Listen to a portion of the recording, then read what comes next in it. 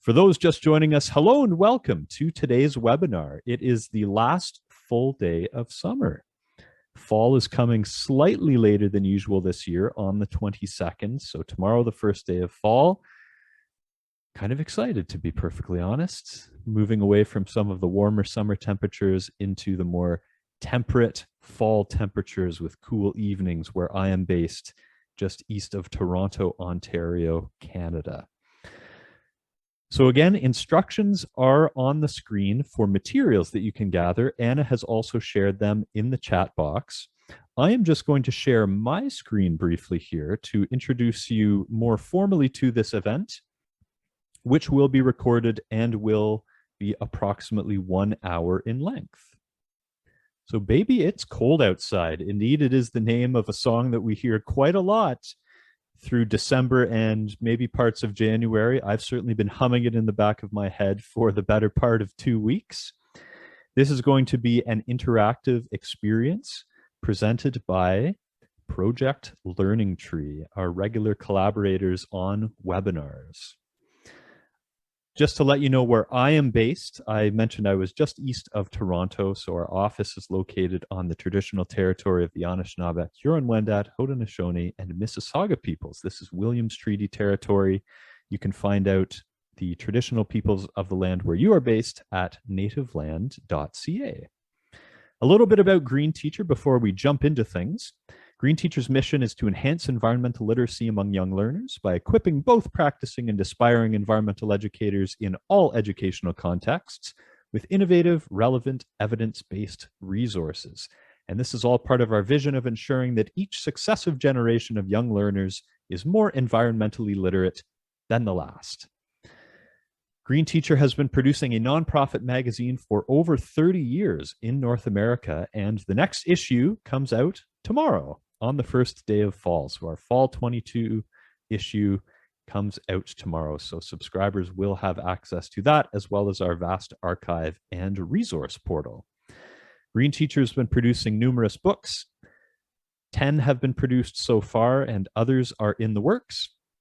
The two most recent are Teaching Kids About Climate Change and Teaching Teens About Climate Change. And all proceeds go back into the nonprofit to support outdoor and environmental education. Green Teacher's most recent project is our podcast, Talking with Green Teachers. We've produced 45 episodes over the past 2 years, and we've attracted listeners in over 80 countries spanning 6 continents. Still no one from Antarctica yet. So if you know of anybody in Antarctica, penguins, leopard seals, let them know about the podcast, because we would love to go 7 for 7 on the continents. You can find it on all of your regular podcast platforms. You may have heard about this webinar from one of our webinar partners. Many of these are fellow environmental education organizations. Here's a listing of those organizations in Canada, and here's a listing of those organizations in the United States. A good number of them are affiliates with the North American Association of Environmental Education, a group that is hosting their conference coming up next month. Hard to believe that we're almost into October. To let you know about the next webinar coming up with Green Teacher, it is Caring for Our Earth's Caregivers, the Less Screen, More Green Mindful Tech Plan. Now, not lost on us is the irony of presenting something about less screen and more green via screens.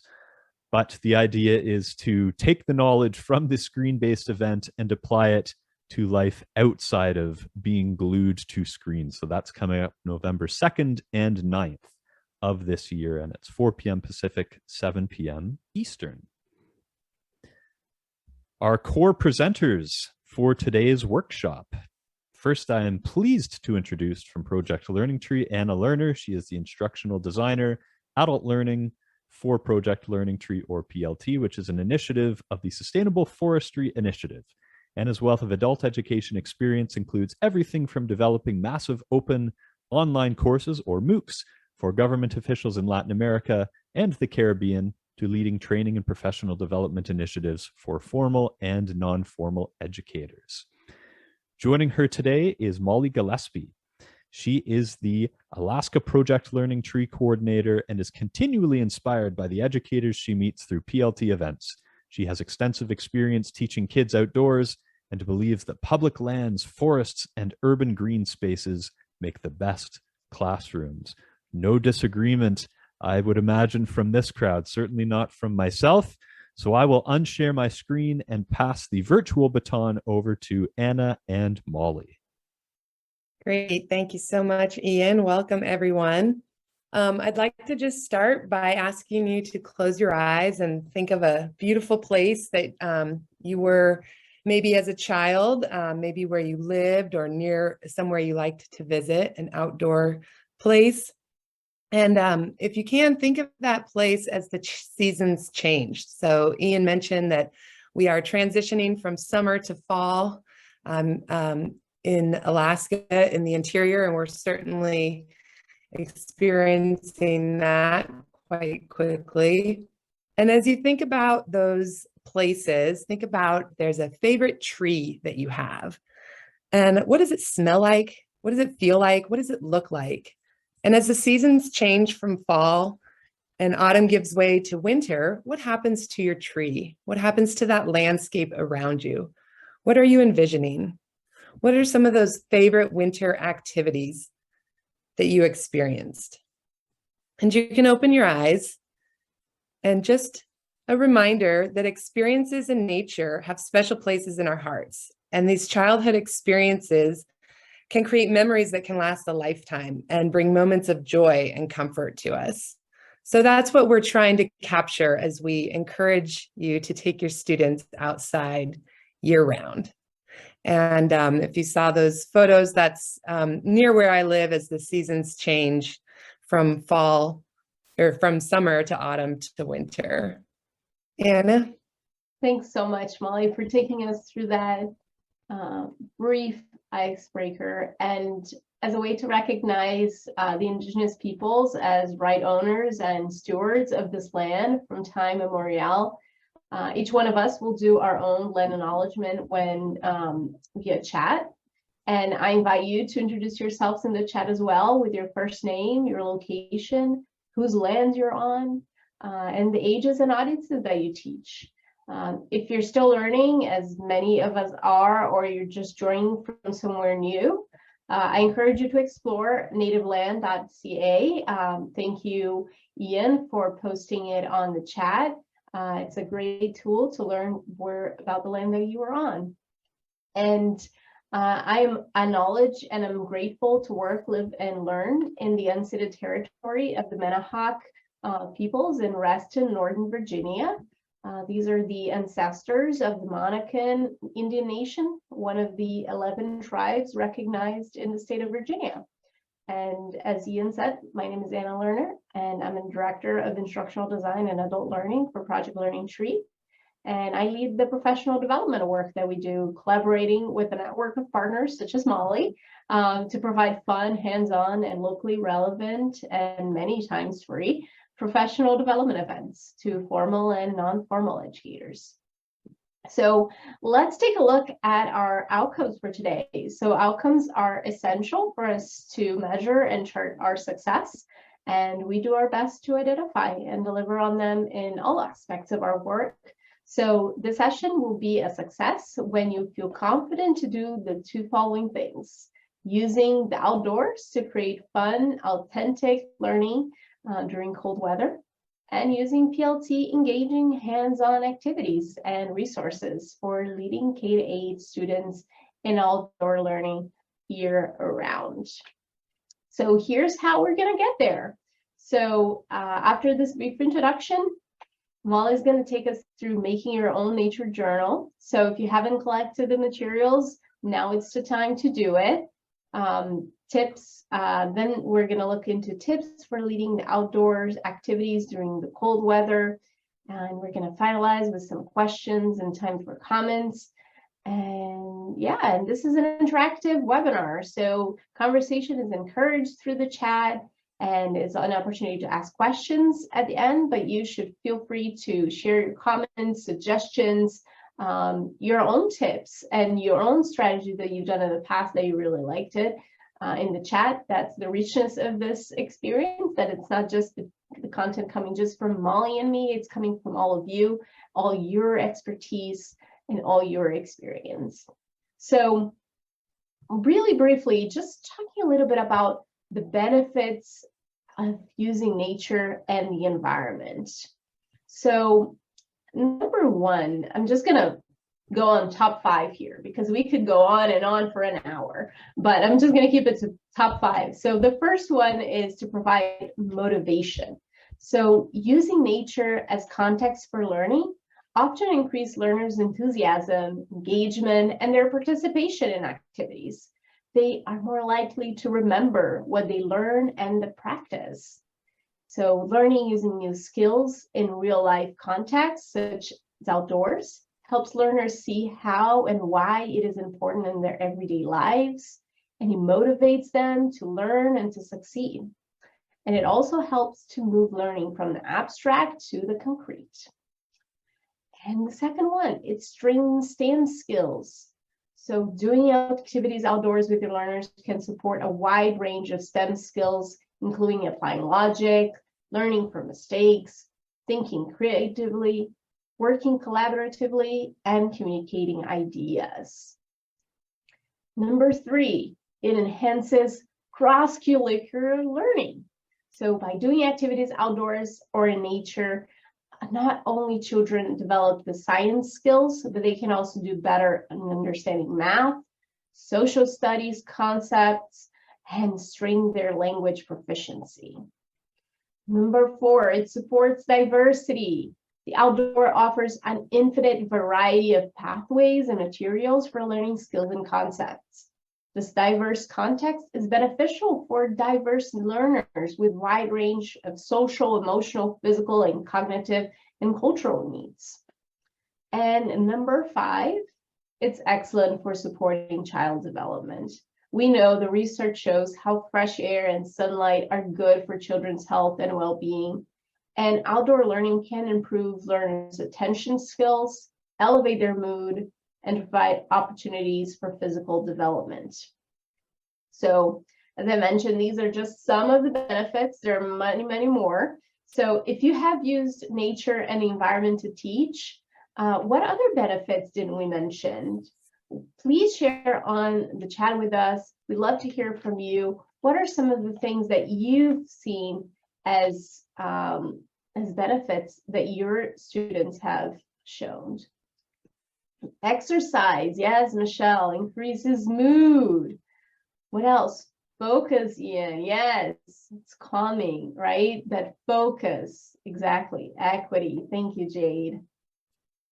Excitement and wonderment, happier adults, yes, who isn't happier outside, really? Physical space to be themselves, curiosity, safety, and inclusion for students with diverse needs. Thank you. Yes, keep it coming, keep it coming. So, to tell you a little bit about PLT and how we connect these benefits in our program and resources, Project Learning Tree is an education program of the Sustainable Forestry Initiative, which is a nonprofit organization dedicated to advance sustainability through forest-focused collaboration. And in 2020 alone, PLT has reached 2.3 million students and has trained nearly 8,000 educators to help students learn how to think, not what to think, about complex environmental issues. And to support going outside, 95% of all of our activities can take students to learn outdoors. So next, through our supplemental curriculum materials and professional development opportunities, PLT uses trees and forests as windows on the world, supporting academic standards and advancing environmental literacy, stewardship, and career pathways for ages 1 through 18. So one more chance before I pass the mic back to Molly. Quick note, a list of materials for you to gather so you can work on your nature journal along with Molly. And I'll pass the mic back to Molly. Great. Thank you so much, Anna. And thank you for everyone who's participating in the chat. It's really always inspiring to see what you are observing from your students and adults alike, taking them outdoors. And I am in Alaska, and I have am now the Alaska Project Learning Tree Coordinator. But before I was here full time, I lived in Alaska part time, and I spent my winters in Western North Carolina, where I worked for a program that took students outdoors in the woods throughout their school year. So predominantly in the winter months. And we learned quite a bit about that. So we're going to start by making a nature journal. And the reason I would like to start with this is because one of the main tips that I'm going to offer you today in taking students outside in cold weather is to start taking them outside on a very regular basis as soon as you can. So in the fall, when you're starting back to school, or if you're working with students with an after-school program or at a nature center, getting outside on a very regular basis creates a whole new mindset for the kids that the outdoors can be a classroom space. So I'm just going to stop sharing my screen and lead you through this very simple nature journal. I'm going to push my computer down so you can actually see it. For the sake of time, this will be a little fast, but do remember you will be able to watch the recording. So I've used 2 pages from a calendar.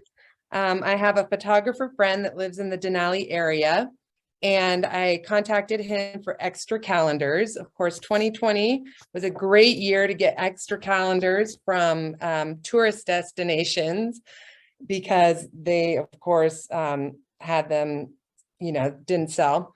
You can also use just a piece of construction paper or anything from a magazine. But I like the nature calendar because it gives that sense of place and sense of outdoors. So I take 2 pages because if you fold just 1 page in half, you're going to actually have that calendar page on the inside. So your 2 pages will go together, and choose whatever page you would like to be the front of your cover. You can either glue or tape these pages together. I'm going to skip that step for now, but just know to keep those 2 pages together, glue or tape them. And then just fold them right in half like a book. I've got this cute little grizzly bear cub on my cover off to the side there. And take some blank paper. 3 or 4 pages is a great way to start. Fold those in half and insert those inside the nature book cover. So the nature journal cover.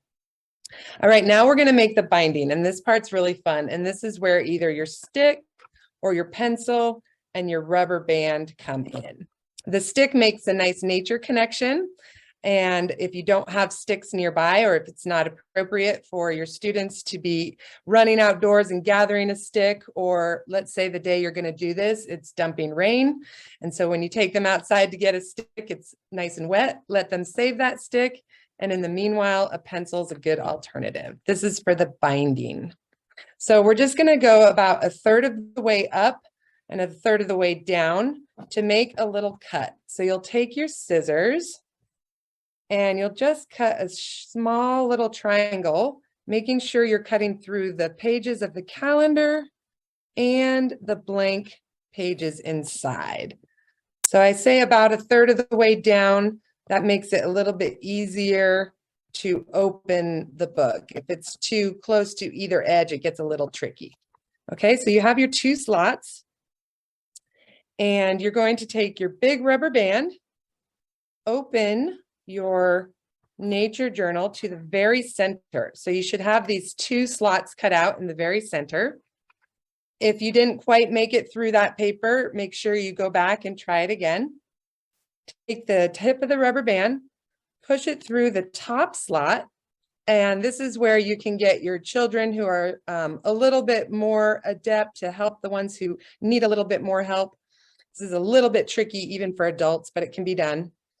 Put your pencil through that tip of the rubber band. Okay, so you have one end of the pencil through one edge of the rubber band on the outside. Go back inside to the journal. You're going to stretch that rubber band through to the center. And you're going to stretch it all the way around and catch that other end of that pencil or your stick. And just like that, we have a homemade nature journal that is very easy to use and quite fun to see. So in that nature journal, I'd like you to go ahead and if you had an opportunity to make it, if not, that's okay. And just write down the 3 prompts. So I'm going to reshare my screen. Again, if that was too speedy to follow along, just know that this is recorded and you can watch that again. All right, so write down the 3 prompts with space. I notice, I wonder, and it reminds me of. And as an environmental educator, you may have already heard this. If not, welcome to one of the, I think, most useful ways of getting kids to observe in nature. And if you have a natural object nearby or a houseplant, or you can look out the window at something, or I'd invite you to do this part after our webinar if you can't do it in this moment. But just take a look at your nature object and what do you notice about it? Feel free to take a moment to write down something that you notice about your nature object. What do you wonder about that object? And finally, the prompt, it reminds me of. Look at your object and say, it reminds me of, and fill in the blank. So I notice, I wonder, and it reminds me of. And you can put that into your nature notebook. Noticing is a way to encourage our students to make observations. I like to remind them that observations are made with more than just what we see. What does it feel like? What does it smell like? If it's appropriate and you taught them safety, what does it taste like? I wonder is that sense of inquiry. We're getting them to start thinking and asking questions. Once we have a sense of inquiry, we can encourage investigation. So I wonder can encourage a sense of investigation that is then student-led. And it reminds me of is that sense of connection. So when we were remembering a beautiful place or a beautiful tree in our lives as a child, we were making those connections. And when we are reminded of something, we see a natural object and we're asked what it reminds you of, we're automatically making a personal connection to that piece of nature. So nature journals can be used throughout the seasons and throughout the school year if you're a formal educator. And it's a great way to get your kids engaged with the outdoors. All right, so that leads me to our outdoor classroom. Apologies if I slow down. I just saw that my internet was a bit unstable. So tips for leading outdoor activities in the cold weather. The biggest tip is to normalize using outdoor spaces for learning rather than just a treat or for free time. We don't want it to replace that unstructured free time. We want it to be an extension of the classroom. So here I am with a group of 5th graders in some public lands, and this is our outdoor classroom for that day. Make it a habit. Excuse me. Try to start early in the school year or when it's not super, super cold, and make it a habit by creating a space for your outdoor learning. Can you carve out a place on your school grounds? Do you have a park that you can get a permission slip to walk to the park? Some schools are able to have a permission slip that they can use for that year, and then they can go when the opportunity arises. Setting norms for the outdoor classroom is really important. Think about young kids, you know, they learn those rules of the indoor classroom early, like kindergarten and 1st grade. They're so excited about the rules of the classroom and setting these norms. So if we can teach these children that the outdoors is a classroom space too, and there's time for learning and there's time for playing, that can really help set that stage for them. Sometimes if I have a student just wander away from the group outside, I'll just remind them that that's like getting up out of your desk and walking out the classroom. And then they're a little bit horrified that that's kind of what they just did. They obviously didn't mean to, but that is the mindset that we want to get them into. So starting with short sessions and activities is really useful for this because it can be kind of wild. I recognize that. It can be kind of crazy, especially if you have a large group of students when we get outside. So that's why setting those norms are really important. And then shorter sessions and shorter activities to start with until the students and yourself are used to learning and teaching outdoors. Go out frequently, once a week, once a month. Can you set aside a certain day for Forest Friday? I have a PE teacher that came to a Project Learning Tree workshop this summer that was really inspired to go back and start her weeks off with Majestic Mondays. And on Majestic Mondays, they would go outdoors for their PE activity, whatever that was going to be. And she was challenging herself to do it throughout the school year. And then have patience. It takes a lot to get the kids used to it. And so it does require that patience and those reminders. It's a skill set. Learning outside is a skill set that can be taught. So don't expect them to know it if they've never done that before. We have to teach them the appropriate ways to do it. And then again, we don't want to substitute our recess for outdoor learning sessions. They'll get resentful of that. And we don't want them to think that the outdoors can only be for unstructured free time. It needs to be both. So if we are doing outdoor activities for lessons, we need to make sure that we are not doing it during that time that would be otherwise unstructured free time. All right, this is one of my favorite photos here. Be prepared. Here I am. If you look closely at the thermometer, Celsius and Fahrenheit get to be about the same when you're below 30 degrees below zero. So dress for the weather. This is obviously an extreme photo and an extreme temperature. And cold is relative. If you live in the southeastern part of the United States, it might not be a cold climate like you would expect in North Dakota, but when January comes, it's colder than August, and cold is relative. So you have to be prepared and let the kids have time to dress for the weather. Send parents a note saying that your class is going to be engaged with outdoor learning all year round. So be prepared to send extra layers. If you have an appropriate space to hold on to those extra layers at the school, that's always useful. When it's really cold or again, relatively cold, explore and move.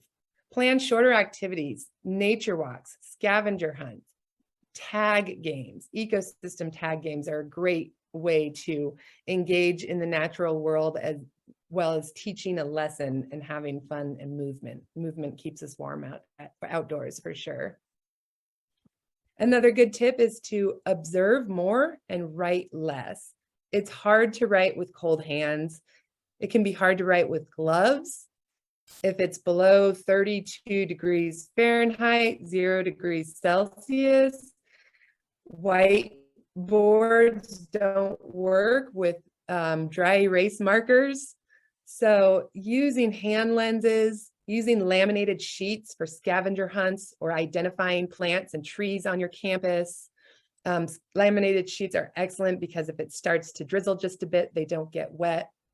Utilizing partners for pair sharing and recording data. That way you're not expecting every student to take notes. Maybe they can share taking notes. Utilizing parents and community volunteers. This is really key to success. Being outdoors in small groups is so much easier than being outdoors with a larger classroom. Some of us teachers have 20 to 30 students in one classroom. And so it might just be unfathomable to think about taking those students outdoors and getting them to focus on a lesson. If you have a strong parent group or PTO or PTA you can tap into, that would be really wise. If you have community volunteers at your school, let your teachers and colleagues know that this is what you're doing, that you want to take your students out on a regular basis, or even for just a particular activity, and utilize those volunteers when you can. And then finally have an outdoor kit ready to go. In an outdoor kit, you might have clipboards, mini whiteboards and markers, pencils, and always bring a pencil sharpener. That's a good one. And then seat pads. Seat pads are really great. You can cut them out of a piece of foam that you can get at a hardware store.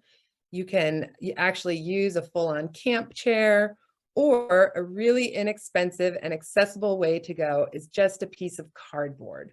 Those do get wet and may not last forever, but that sense of security that they get from having a place to sit on. Some students are really uncomfortable in the outdoors. Others are not as much. And then what I like to use for the seat pads is that creates our desk. You know, the students are really used to, okay, let's sit at our desk if you're a formal classroom teacher. And I want to recognize there's a lot of educators on here that maybe don't even have desks at all. But that foam can create some insulation between the person and the cold ground. And it can create that space that tells the students, this is my learning time. It's no longer playtime. We're going to sit down and we're going to focus. And so that piece of foam or cardboard can create that space.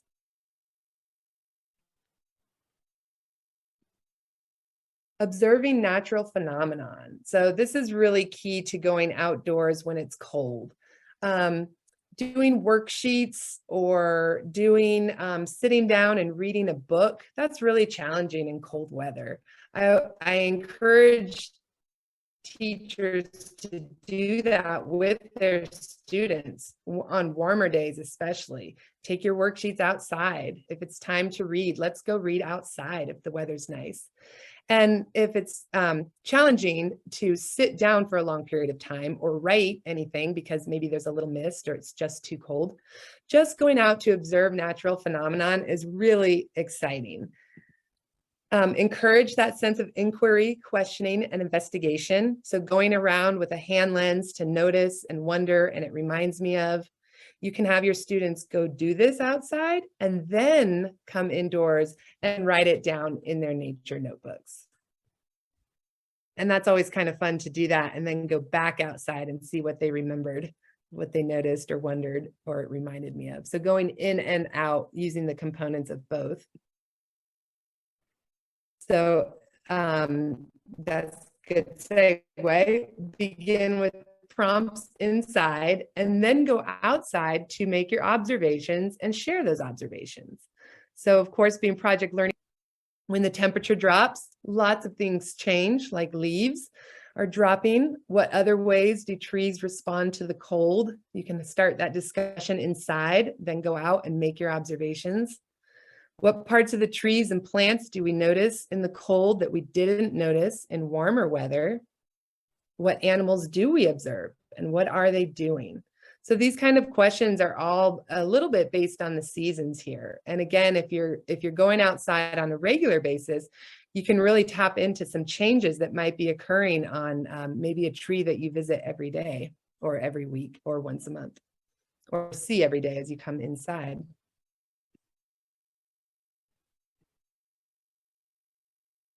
And exploring nature in every season, one way to do that is to practice phenology. And that is the science of observing and recording the weather and the plants and the animals' response to that weather. Even if it's just going outside and sending a couple students to take the temperature, sending other students to see what a particular plant is doing. And maybe some other students are in charge of noticing sounds or sights of birds or animals that might be passing through. And recording that data is really neat because you can actually get years of it. And to practice phenology, you can go back and look at that data and really see how things are changing or maybe staying the same. And then we have a really neat project learning tree activity called Adopt a Tree. And Adopt a Tree is one that we can explore. The students are encouraged, actually, hold on, I think I have a slide for it. Yeah. So the students are encouraged to select a tree to observe over time, deepening their awareness of the tree changes and developing a greater appreciation for their local environment. And you can utilize the indoors for the classwork and then go outdoors to explore. So for example, the student page has sensing my tree smells like, my tree feels like, my tree looks like, etc. Let the students become familiar with those pages. The backside of that student page has a shape that looks like your tree, a leaf that maybe looks like your tree, and then a space to draw some colors or to make a leaf rubbing. These particular student pages are for grades K through 2. There is adaptations and variations for grades 3 through 5. And I find that adopting the tree is appropriate for learners of any age. So let them get familiar with these particular student pages and then go outside, let the students pick their tree and make those observations. What do they notice about their tree? What does their tree remind them of? And what do they wonder about it? And then what I like to do with this activity is have the students introduce their tree to the group. So once the students get to spend some personal time with the tree that they pick, I encourage them to breathe with their tree, especially in cold weather. It's so wonderful to take a nice, big, deep breath of fresh air. The mental health benefits of being outside are so wonderful for everyone. And I like to remind our students that we get that fresh oxygen from the trees. So when we breathe deeply with a tree, we are inspiring our brains to be as smart as we possibly can. And really what we're doing is we're allowing our brains to calm down by getting that big, deep breath of fresh air. So once they introduce, or once they pick their trees, letting students introduce their trees to each other has a really amazing effect. You know, they really feel like their tree is their friend, and they're so proud to be able to introduce that to people. And then if it's appropriate, bringing in a leaf or a branch, something dead and down from the ground, and then use that to complete the student pages. So again, that's just a tip that you can do this activity.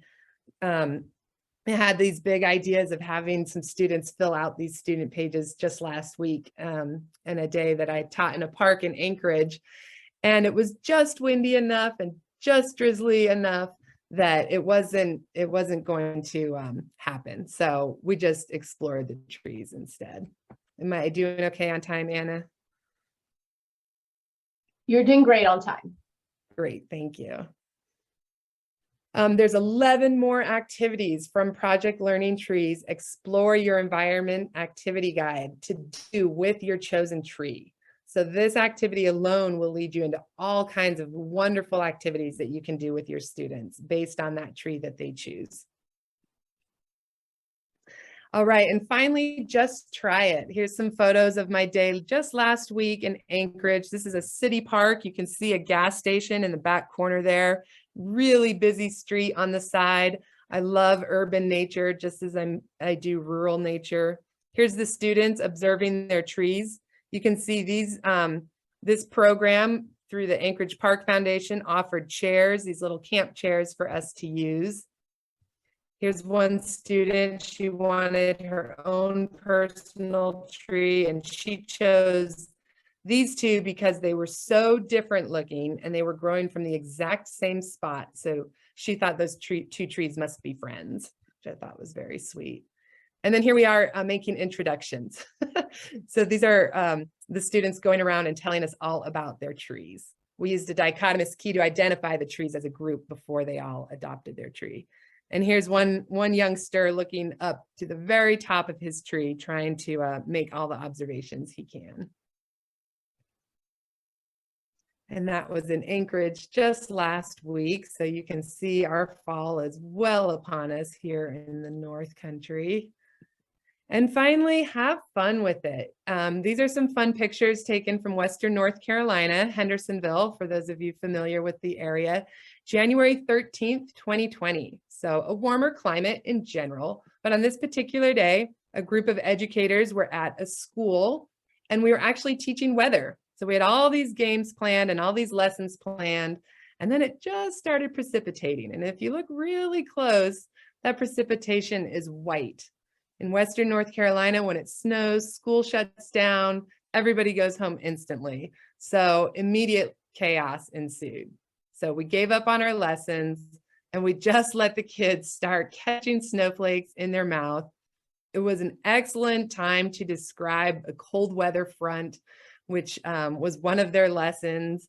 So it was just true experiential. This is all within half an hour. Look at how big the snowflakes are now. I love this picture because it happened so fast and these huge fat flakes were coming down. And then here's the instructors. Look at the snow on the scal's hat. In about 20 minutes, it went from maybe going to rain, maybe going to snow to full on big snowstorm. And at that point, all you can do is have fun in the snow with the students and then send them in so they can go home because school is called out. All right, so that is my part. I would like to, actually, I'll leave that there for just a second. If you want to just put in the chat, I would love to hear maybe some challenges that you have faced taking your students outside. I probably should have started with that so I could have addressed those challenges.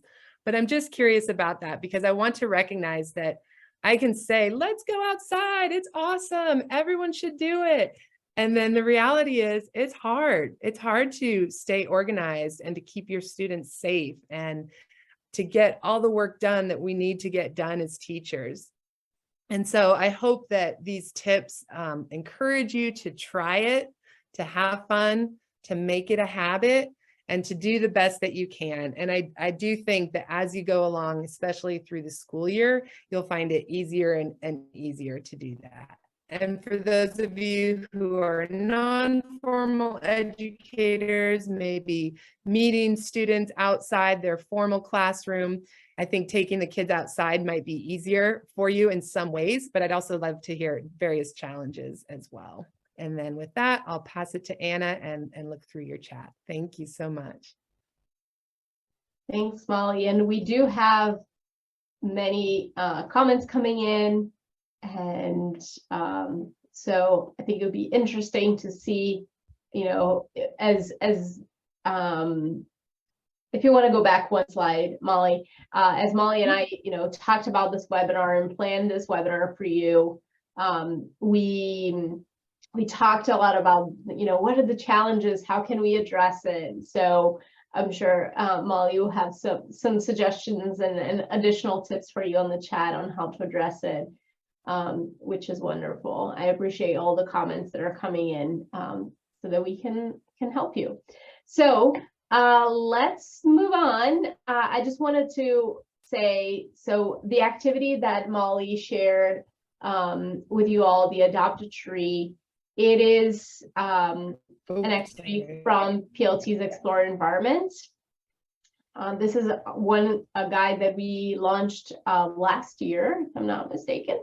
And has 50 activities. They all have suggestions on how to take students outside to learn. So all 50 activities have these little cute take it outside call outs to show you even quick ways to take students outside to learn. And one of the comments that we got from a teacher in Montana, it says, you know, I love to take it outside.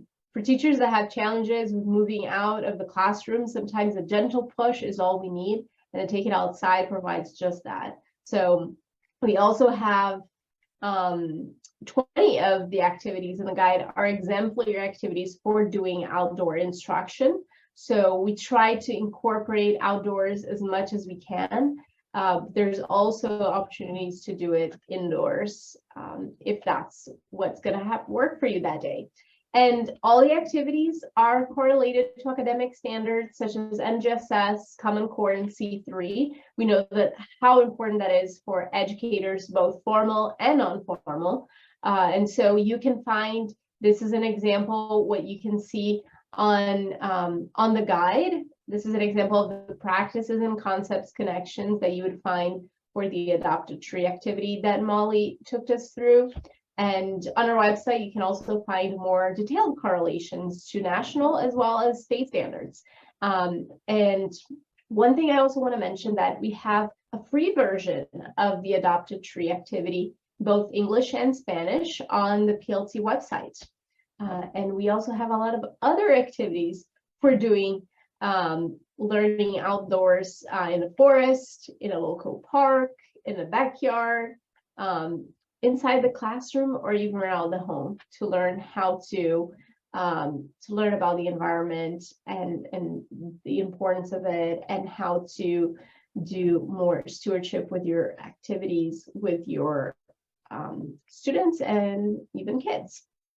So there's also a couple of cool videos here on the screen. If you go back, Molly, yep. So I'll share the link on the chat momentarily. These are cool videos that you can see from Molly with PBS kids, Molly of Denali, doing activities in the winter. So you can see trees as habitat, as well as Closer You Look, which are also two other activities from the PLT Explorer Environment Guide. And so now to the next slide, before we wrap up, let me share on the chat, what is your experience or your level of confidence teaching outdoors? I want to hear from everybody. We've seen some people sharing a lot of comments about the benefits. So I am assuming there's people who have a lot of experience or a lot of confidence teaching outdoors, but maybe that's not everybody. So if that's not you, share it on the chat. What's your experience and your level of confidence? And if it's none, you can say none, Anna. I have no confidence and no experience. And if you're new to teaching outdoors, it can be a little intimidating, as Molly was saying, you know, to go outdoors with students if you have a larger group. But I want you not to worry, because we got you, okay? So Project Learning Tree has a network across the US as well as internationally that provides, including in Chile, I know we have a participant from Chile, so I want to make sure we mention that. And this amazing network that we have, including in Chile, provides hands-on professional development to help classroom and non-formal educators like you, so that you can teach confidently outdoors. And I want to show some very briefly some of the testimonials that we got from educators who participated, because it doesn't get much better than this. PLT support has got our kids bursting the seams with enthusiasm and exciting about the journey they're taking this year. This was the best professional development workshop I've had as a teacher. I feel so much more prepared to start the school year. And another teacher from Kansas says, through the networking with other people in the state from PLT, I have been able to get innovative ideas to teach students in different ways. I have a renewed excitement to teach science. And we know we all need some new excitement, you know, a little boost to get our teaching going. And, you know, this network, as mentioned in these testimonies, the network that we have throughout the US and internationally, it does so much more than just professional development. And because you attended this webinar and you're already part of our network, I invite you to connect with your state coordinator for additional professional development opportunities, for local resources and assistance, for ideas for incorporating nature into your classroom and your program, to connect with the other educators who are also looking for ideas on how to incorporate and sharing their ideas on, you know, their works, things that worked for them, things that didn't. That's part of the richness of the experience that we have. So I invite you to look it up on our website or use the QR code to find your state coordinator. And if we don't mind, we have a few minutes before taking questions. I'd love to address some of these challenges, because I think let's go. Really great. Absolutely. Yeah, thank you for that. And joining the network, I think, is a really great way that we can support each other with these challenges. Claire mentioned they often expect to be outside, but are unprepared of the reality of extended time outside. Clothing is a problem, but also endurance. So I think that can be addressed with part of that, making it a habit and teaching them the skills to learn outside and recognizing that that is a skill set that does need to be taught. And so starting with those shorter opportunities and smaller activities might help eventually lead into them being able to endure the cold a little bit longer. I really appreciate Jenna's comment that school leadership tells us we can't go out unless the feels like temperature is above 20 degrees Fahrenheit. Any resources you can point to me. If other folks on this webinar have specific resources that they can share with Jenna, please feel free to drop those in the chat. I'm going to think on that a little bit, Jenna. You know, the Molly of Denali videos that I encourage you to watch are ways that you can adapt Project Learning Tree activities to the cold. And those, it was literally minus 15 degrees Fahrenheit when we did that. So we're super bundled up. And we went outside and we just bundled up for it. So, you know, sharing stories from your community and friends in northern climates. Here in Alaska, it depends on the school district, but where I live, the cutoff is minus 20 degrees below for recess. But when I taught in Western North Carolina, I had the issue that Jenna has, is that the kids actually told me that they don't go outside for recess if it's too cold. So it's a mindset that we need, that can be really challenging to deal with, especially if you're told by the administration that you can't do it. So I'd like to think on that one for specific resources. And if anyone else has some of those to share, that would be great. Another one I wanted to address was Kat mentioned bringing students back together after an activity. That is such a good point. And that goes back to teaching them those norms of the classroom. So last week when I was in Anchorage teaching, we had a space that was actually under a shelter at the local park. And we set up our classroom, our little seat pads and our nature journals. And then we got up to go explore the trees. And then I taught them a callback. And my callback personally is bump, ba-da-dum, bump. And the kids say bump, bump. And then that's their clue to go eyes and ears on me. And we practice that. We practice that before I send them off to find their own trees.